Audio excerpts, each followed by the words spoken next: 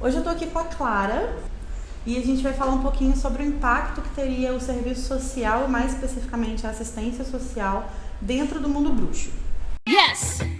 All witches!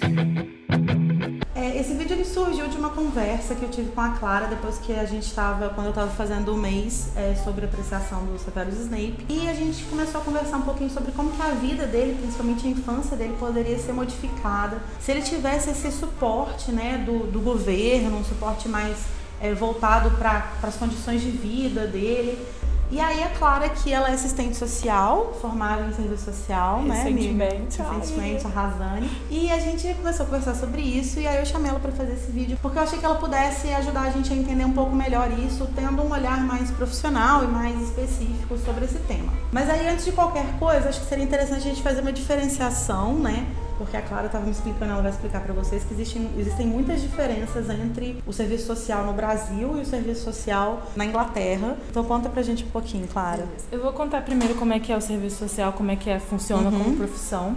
Quando você tem que fazer uma faculdade de serviço social, você forma como assistente social. E é uma profissão que basicamente a gente tem que trabalhar com políticas públicas. E essas políticas públicas a gente trabalha em várias áreas, tanto de assistência social, educação, sócio-jurídico, trabalho, que aí entra também a própria saúde do trabalhador, as condições de trabalho deles, e é focado numa população específica, que não tem acesso à maioria das políticas.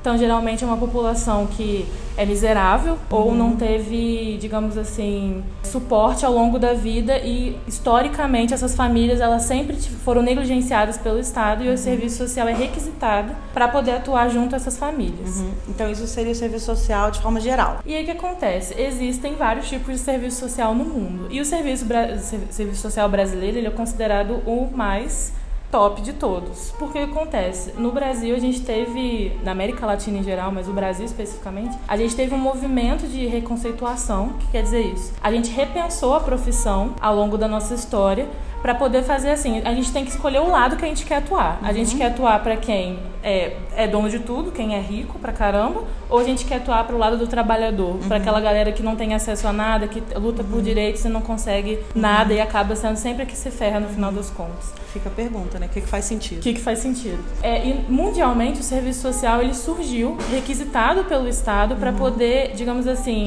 manter a galera, as massas caladas, e sempre, digamos assim, dar umas migalhinhas e sempre supervisionar a família, moralizar, culpabilizar, ensinar boas maneiras e normas de conduta dentro da sociedade, sempre para aquela família virasse uma produção maior para o sistema. Então, quando ele surgiu, ele atuou junto ao operariado, né? A galera que era operária, o serviço social passava nas casas dessas famílias e ensinava os bons costumes, a maneira como eles deveriam se portar diante da sociedade, sempre para que eles pudessem trazer mais lucro para a empresa. E aí o que acontece? Quando chegou nos anos 80, a América Latina teve um movimento diferenciado do restante do mundo. Começou a repensar, até por causa das características dos próprios países, né? Porque eles são um país periférico em relação ao restante do mundo, eles começaram a pensar assim, a gente tem que ver o público que a gente quer atender, a gente tem que ver nossas características, não adianta a gente pegar todo o conhecimento da Europa, dos Estados Unidos e querer aplicar aqui, porque não vai ser igual. E aí a gente começou a estudar a própria formação desses países, a história desses países, qual que era a característica da população que era atendida, e repensar as políticas. Então, quando a gente começou a trazer as ideias do marxismo, né, que seriam, digamos assim, para fazer com que os trabalhadores tivessem um acesso igualitário às riquezas da sociedade, começou a chegar no país, a gente teve a ditadura. A América Latina teve a ditadura. Então, o serviço social, quando começou aqui no Brasil a ter uns passos mais, tipo assim, mais abertos, mais, né? mais progressistas, um pouco mais, digamos assim, focados no trabalhador, ele teve período de ditadura, então a gente não teve um momento, assim, tipo de abertura política tão grande. E aí nos anos 80 a gente teve isso, que aí começaram a criar políticas universais, começaram a ter a mudança na política de saúde, a política de assistência foi criada, digamos assim, estatutos e leis de fato, para que pudesse acontecer isso. Até o próprio SUS data dessa época, não é? Desse período anos 80, mais ou menos. Tanto é que o serviço social foi precursor da criação do SUS também, foi uma categoria que participou muito dessa movimentação. E aí teve essas políticas universais. Só que aí aconteceu várias coisas no mundo em geral, tanto de economia quanto crises sociais, que fizeram com que as políticas hoje que tem no Brasil não sejam universais. Elas estão no papel quanto universais, mas elas são aplicadas de maneira muito focalizadas. Então hoje a gente trabalha não com uma população que precisa desses direitos, mas aquela população que realmente não tem condição nenhuma de acesso a nada, não ao direito universal, que todos poderiam ter acesso a essas políticas que são de fato públicas. E a Inglaterra tem essa diferença. A Inglaterra, na verdade, ela ainda tem um aspecto bem conservador, bem moralizante com as famílias, trabalha em conjunto com a polícia, faz cartilhinha de higiene pessoal para as famílias. Existem assistentes sociais progressistas? Existem. Mas a própria produção delas é muito menor em relação a das que atuam. Assim como aqui vai ter, claro, os conservadores, né? Lógico, assim, a gente tem assistente social que trabalha com Bíblia aqui no Brasil. Chega assim, tipo, de chegar a fazer atendimento com Deus, assim, faz reza e tal. Isso é contra a nossa ética, assim. Mas existe essa diferença que são pontuais, assim. O Brasil, ele tem essa característica bem progressista em relação à Inglaterra. Os Estados Unidos, a França, muitos países da Europa ainda não têm esse movimento que a América Latina tem. O que é curioso, né? Porque quando a gente olha, por exemplo, para os países da União Europeia, a gente tende a olhar para eles com uma visão de que eles, por serem talvez as democracias sociais mais avançadas nesse sentido, né? De que eles teriam mais recurso e mais cuidariam melhor da população, até porque são países com mais dinheiro e tal, mas não é assim, na verdade. Eles tentaram colocar em evidência por muito tempo os direitos e viram que, assim, colocar os direitos em evidência, aumentar o investimento em cima disso, não lucrava tanto quanto você cortar direitos e manter produtividade numa altura bem específica. Então, eles chegaram a um período de tempo que ficou conhecido como 30 anos gloriosos, que foi o período que o capitalismo teve um momento em que os direitos foram muito investidos e teve também uma produtividade do capitalismo. Só que não teve um enriquecimento no nível que foi esperado que era para ter. Então teve crise, teve que ter os cortes, aí chegou todo aquele processo de corte de direitos que a gente conhece como neoliberalismo, né? Então, hoje na Europa, a gente não tem essa quantidade de arcabouço de direitos que teve nesse período. Tanto é que o serviço social da Europa teve um crescimento bem grande nesse período aí. Só que eram benefícios, digamos assim, universais. E eles tinham esses direitos universais porque os países da América Latina, da África, os países, digamos assim, periféricos em relação ao mundo, não tinham esses direitos. Então, eles conseguiam investir nisso porque eles exploravam de baixo. Então, a gente, digamos assim, Brasil, Argentina, Uruguai, não pode ter os direitos universais enquanto a Europa tem os direitos universais, porque eles exploram a gente com as riquezas que a gente poderia fazer para ter esses direitos com acesso a todos, eles usam para eles enquanto a gente não tem isso. E aí acho que seria interessante, então, a gente pensar como que isso, pensando principalmente nessa questão da classe trabalhadora, né? Como que isso vai estar relacionado no mundo bruxo. No caso do Severus, que é um filho de uma família operária, né? A gente tem, já falei sobre isso em alguns vídeos aqui, mas só para recapitular, a gente tem acesso à história dele, que ele morava numa cidade que era uma cidade industrial, e que eram aquelas cidades que eram construídas para os trabalhadores, né? Você tinha a indústria, e aí em volta da indústria você tinha aquele monte de casinhas iguais, que eram para os trabalhadores morarem perto do trabalho para otimizar também a produção, né? Não vai levar mais tanto tempo para chegar. E aí, como que isso vai impactar na vida dele, né? De como que ele, sendo de uma família operária, que tem pouquíssimas condições, a gente tem acesso à condição social dele, assim. A gente sabe que é uma família pobre, é uma casa muito precária, que não tem quase nada.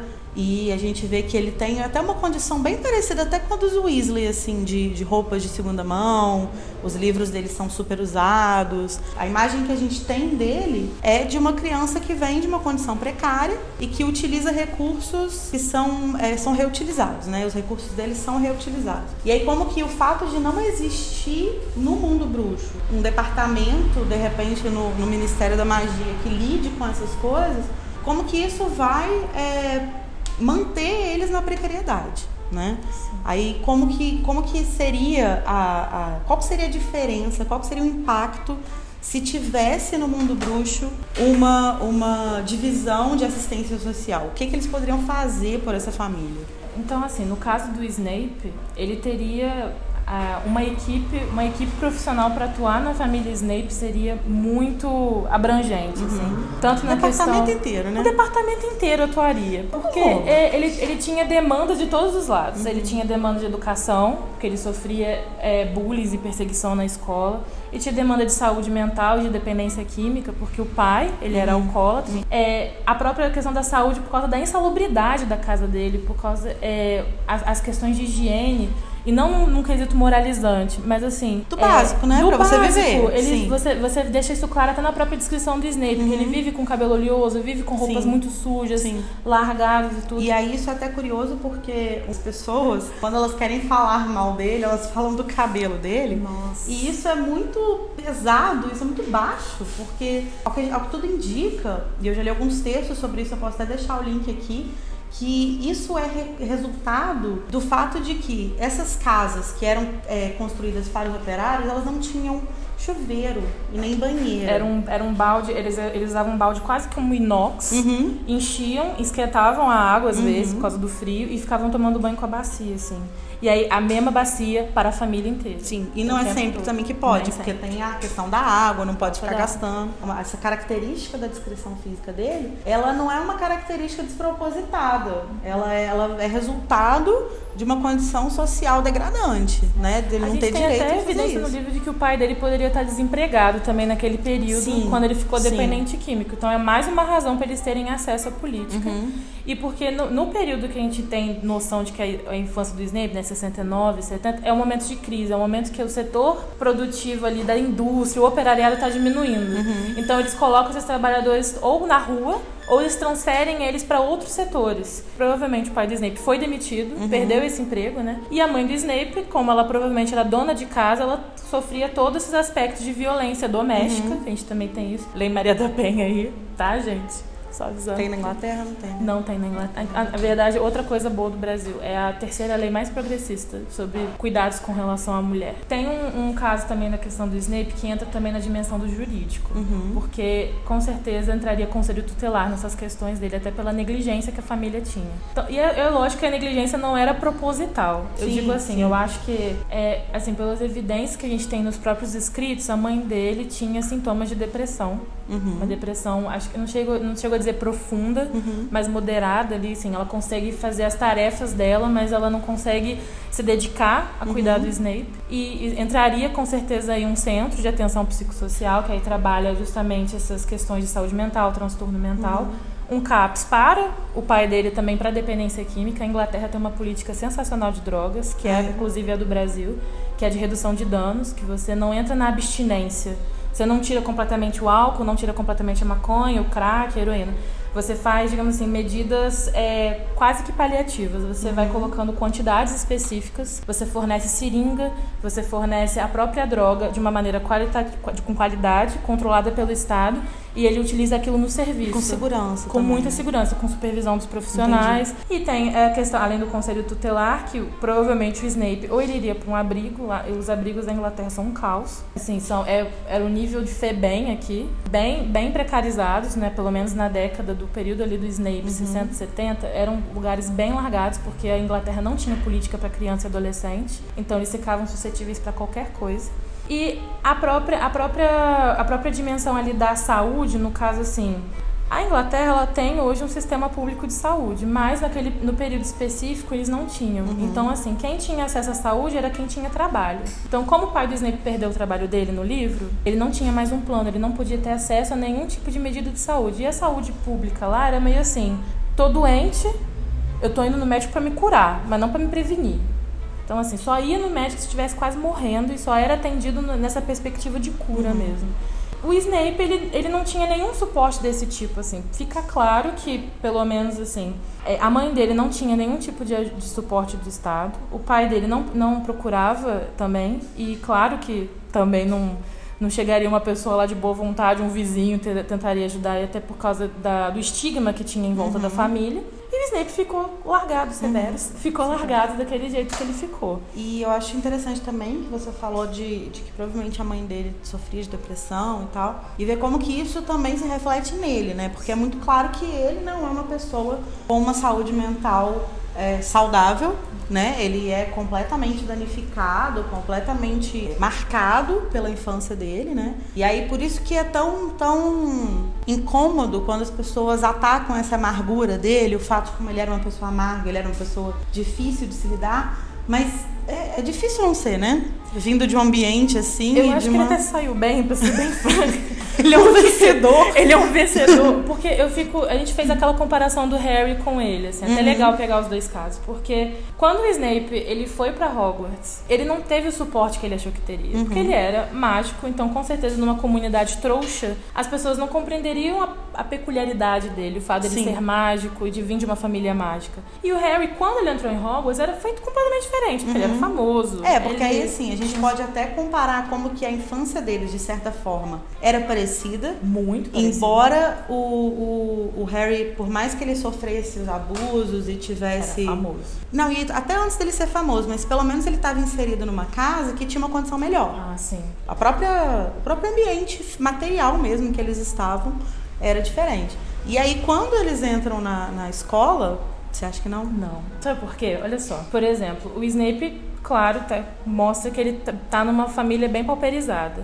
Só que o Harry, ele tava numa família que tinha uma condição financeira, só que ele dormia debaixo de uma escada, ele recebia as roupas de segunda mão do Duda. Ele acabava estudando na escola do Duda, mas sofria altos bullying por causa das diferenças deles dois. Então, assim, por mais que o Harry vivesse numa casa com uma boa estrutura, essa boa estrutura não se reverteu pra ele. Ficou muito pro Duda. E depois, quando ele entrou pra Hogwarts, eles começaram a ficar com medo das magias do Harry, aí mudaram ele pro quarto. Colocaram, ele já vai começando a se adaptar um pouco com relação até a materiais mesmo, assim, ele teve acesso a outras roupas, ele teve uma outra estrutura. Eu acho que foi mais só pra essa mudança, assim. Quando ele entra na escola, o cenário muda completamente, né? Porque igual você falou, ele era famoso, então assim, embora as pessoas não tenham tomado medidas que deveriam ter tomado há muito tempo, mas ainda assim, quando ele chega no mundo bruxo, primeiro ele descobre que ele é rico, que tem uma fortuna, né? E eu acho que talvez o que faça a maior diferença é que, assim, ele recebe um apoio afetivo mesmo, gigantesco. De tipo assim, primeiro que ele faz amizade com o Rony e de brinde ele ganha a família Weasley, né? Que viram a segunda família dele. Nossa. E que cuidam demais dele. Né? Parece bobo que eu vou falar, assim, mas todo o trabalho assim, que eu tive com estágio, assim, as pessoas que tinham um bom vínculo familiar, que tinha afeto, que tinha uma família que estava disponível para poder auxiliar nos cuidados da pessoa, cara, fez toda a diferença. A família indo ao serviço, buscando informação, tirando dúvida. E era diferente das pessoas que ou tinham vínculos da família muito frágeis, assim, com muitas brigas, muitas divergências, ou não tinham essa família. Então, assim, é uma diferença que parece muito boba. Pra muita gente acha assim, não, porque família é horrível, não sei o quê. Claro que não é pra endeusar a família. Tem pessoas que vão ter família, só que essa família vai piorar muito a situação, porque não tem um bom vínculo, briga muito, ela não dá toda essa estrutura. Mas quando você tem uma família que está disponível para você, e tanto em afeto, mais até em afeto do que com relação a condições financeiras, isso faz toda a diferença. Porque a gente não... Você assumir que só porque a pessoa tem dinheiro a família vai estar ok, né? Não é isso, né? Temos aí Draco Malfoy. Não é mesmo, menino? Eu acho que a grande questão do Harry é que, além dele ter o apoio de ter o Ron, ter a Hermione e ter essa coisa dele ser famoso, então, assim, talvez o Draco não trate ele bem, mas ainda assim o Draco, no primeiro momento, está disponível a tratar ele bem, embora, claro, o conceito de tratar ele bem não seja muito louvável, mas ele estava disposto a pegar o Harry como amigo. E ele tem, tipo, no dormitório dele, todo mundo é amigo dele, né? E aí você tem o Dumbledore, que embora seja uma figura bem complicada, não é mesmo? Concordo muito com ela, inclusive. Muito complicada. Mas ainda assim, ele tá de olho, os professores, até o próprio Snape, embora a gente não saiba até o final dos livros, né? Ele também é uma figura que tá cuidando dele. Então a gente tem todo um suporte. Ainda assim, o Harry, mesmo vindo dessa casa complicada, ele tem esse suporte, isso faz toda a diferença na história dele. E ainda assim, quando ele volta pros Dursley, você vê que isso ainda tem um impacto nele. Muito. Né? Eu acho que... Sabe o que eu acho, assim, também? Eu sinto muito que o próprio jeito do Harry mudou com esse suporte. Ele conseguiu enfrentar os Dursley, coisa que ele não fazia quando ele tinha só o suporte do Dursley. E no último livro a gente vê, até quando eles estão saindo da casa e tudo, eles acham que o Harry vai roubar a casa. E o Harry não tem o mínimo de apego com a casa, porque ele só sofreu naquela casa. Ele quer mais que se livrar dela. Sim. Que é uma coisa que o Snape também tem, mas acaba ficando na casa porque não tem outro lugar pra ele ficar. Eu acho que o caso acho que a grande diferença dos dois casos é que o Harry, ele passa em algum momento a ter opção, né? Isso é. Ele passa a ter aquela família que, se ele quiser ficar com eles, ele vai poder ficar com a família, uma família que vai dar amor pra ele, vai dar carinho, vai dar afeto, vai estar ali pra ele presente, enquanto que o Snape não tem mais isso. Nossa, né? Tudo, em momento nenhum. Não tem opção. Em momento nenhum. Ele passa, tanto que ele passa o resto da vida morando na casa onde ele viveu essa infância abusiva, que o que a gente imagina? Que assim que a pessoa tiver condição, ela vai se livrar daquilo. Cara, eu não tinha pensado nisso. Verdade. Ele não tinha opção. Ele não tinha opção, porque... E, na verdade, a gente está falando especificamente desse tópico, mas, na verdade, toda a história dele gira em torno disso. Ele não tinha opção de fazer nada. Porque ele podia ter falado com o Harry que ele era amigo da Lilian. Mas não podia. Porque o Harry é o quê? Idiota, ele não sabe fechar a cabeça. Então, o Voldemort ia saber. Ele acabou que o destino dele, a história dele toda, ficou nas mãos das pessoas. Ele não foi nem questão de se deixar manipular, ele foi manipulável porque era o que ele tinha. Ele era muito fragilizado desde sempre. Por causa das questões dele com a Lilian, foi por isso que ele virou espião. Sim. Ele continuou na mesma casa porque ele não teve opção de mudar dessa casa, não teve uma família porque não teve possibilidade dele construir essa família por causa do trabalho dele de espião. Então, assim, não tem como questionar muito os atos do Snape, justamente porque ele não teve outras trajetórias pra seguir. Sim. E o Harry teve essa opção. Na verdade, o Harry abriu uma gama de opções pra ele, na verdade, né? E eu acho que talvez aí que seja a grande diferença, que às vezes as pessoas falam, porque o Draco, ele também não teve escolha. Mas eu acho que não. Porque o Draco, querendo ou não, por mais que ele tenha, assim, aquela pressão da família... e de ter aquela tradição e ter a pressão dos pais e tal, ainda assim, eu tenho certeza que se ele se impusesse e se ele falasse não vou, não quero, principalmente porque a Narcisa ela tinha muito essa coisa de cuidar do filho, ela era muito atenciosa com os desejos dele. Então, se ele falasse que não, então eu acho que o caso dos dois difere muito também nisso, assim, de que o Draco teve muitas opções, principalmente até pelas condições financeiras dele, que ele tinha recursos infindáveis, e o Snape não. E aí não dá pra você exigir de duas pessoas a mesma postura se você não dá a mesma condição pra elas. Esse é meio que o que acontece hoje nas políticas em geral, quando as pessoas elas chegam assim, vão pedir algum tipo de política, tipo Bolsa Família. Mas a pessoa, se ela quiser, ela trabalha num cargote, ela pode virar CEO da Sesama, entendeu? Se ela quiser, ela vira, entendeu? Não precisa do Bolsa Família. Só que assim, cara, pra uma pessoa requerer uma política pública, e assim, os critérios de uma política pública são assim, extremamente, eu acho muito abusivos. Do nível assim, você tem que comprovar que você tá quase passando fome, mesmo trabalhando de carteira assinada, pra você conseguir ter acesso a uma política. Porque, na verdade, gente, vamos só começar assim, eu vou até desmistificar umas coisas. As políticas públicas, pra você ter, por exemplo, Bolsa Família, você tem que estar trabalhando com carteira assinada, tá? Você não pode estar desempregado. E não tem que ter 10 filhos também, tá? Só avisando, são 5 filhos, no máximo 3 adolescentes e 2 crianças. E ainda assim, se tiver todas as condições de receber todo esse dinheiro, também não fica milionário, não. São dá, assim, não. No máximo 175 pau. Muito dinheiro, não é mesmo? Dinheiro, né, gente? Muito dinheiro. Para a pessoa chegar a um nível desses, ela ter que procurar uma política que é extremamente vazia, não vai modificar tanto, vai ter um peso, mas assim, é um peso que mesmo assim mantém ela com uma vida extremamente miserável, é muito bizarro. E ela não tem opções, assim. E essa talvez fosse o caso dos Weasley, né, que a gente estava conversando. A gente sempre olha para eles como uma família pobre, a gente entende que eles têm uma condição muito precária e tal, mas a gente às vezes não para ter noção da dimensão da falta de dinheiro deles, porque se a gente olhar, tem um momento, eu acho que é no segundo livro do cofre. que ela vai abrir o cofre, a senhora Weasley vai abrir o cofre e ela tem, tipo, um galeão. Porque aí o Harry compara que, tipo assim, ele tem pilhas de ouro, né? E ela tem uma moeda de ouro e ela vai usar aquilo ali pra comprar tudo que falta pros 5 filhos dela que estão na escola. Então, assim, é muita pobreza. Então, provavelmente, os Weasley seriam uma família que seriam candidatas pra... Candidatas natas, assim, pra um programa de assistência. Teria nem o que discutir, né? Pra começar, são 7 filhos. Tem só uma pessoa na casa trabalhando. E o salário, pelo menos, fica claro que o salário do senhor Weasley não é proporcional. Tanto é que o próprio cofre já ilustra isso. Sim. E a Molly é dona de casa, né? Então não tem outra renda. E aí talvez eles pudessem... Não seria muito, claro, né? Mas...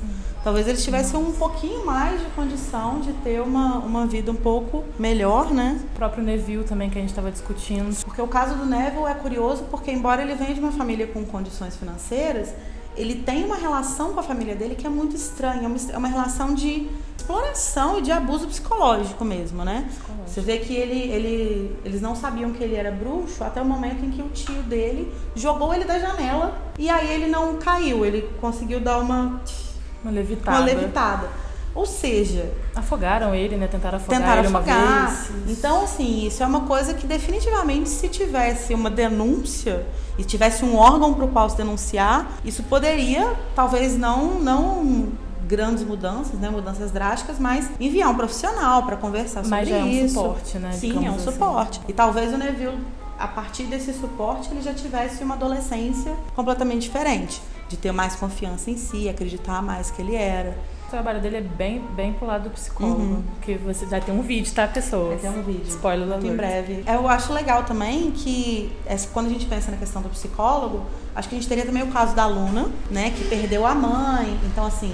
Ainda que tenha uma condição boa, até de afeto mesmo, a gente sabe que o pai dela gostava muito dela, dava muitas condições para ela. Ainda assim, seria legal ela ter um acompanhamento para lidar com a morte da mãe, né, de forma mais... E a situação dela na escola, né? Acho que principalmente isso. Mas a parte do bullying que ela sofre na escola, pegarem os pertences dela, esconder. E eu acho que ela até lida com isso de forma muito boa, mas madura. Assim, é até surpreendente. Porque se ela não lidasse com isso de forma madura, seria super compreensível também. Claro. Né? Porque, na verdade, a Luna é um ser iluminado, a verdade é essa, né? Maravilhosa. Porque como não amar Luna? Tô com vontade de chorar porque eu tô dela. E eu acho que também o caso do Voldemort, né? Que é um caso que a gente pode fazer um vídeo só sobre isso. Só sobre ele. Porque o Voldemort, ele abarca também tudo isso, né? O fato de que ele, diferente do Snape, por exemplo, ele já estava num orfanato. Então ele viveu esse sistema que você falou, o sistema precário, né, de abrigo de crianças órfãs. O abandono familiar